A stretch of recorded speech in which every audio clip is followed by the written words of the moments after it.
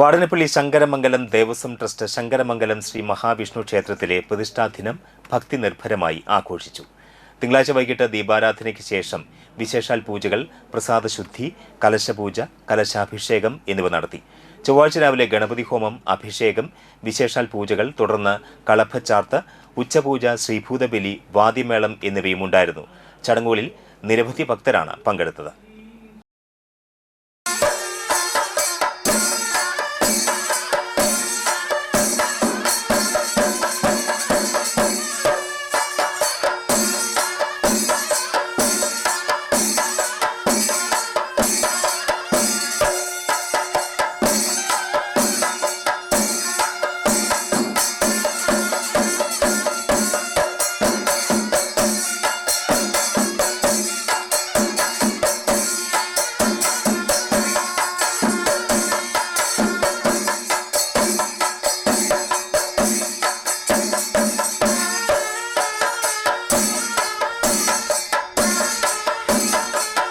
വാടാനപ്പള്ളി ശങ്കരമംഗലം ദേവസ്വം ട്രസ്റ്റിയുടെ കീഴിലുള്ള മഹാവിഷ്ണു ക്ഷേത്രത്തിലെ പ്രതിഷ്ഠാദിനമാണ് ഇന്ന് നടക്കുന്നത്.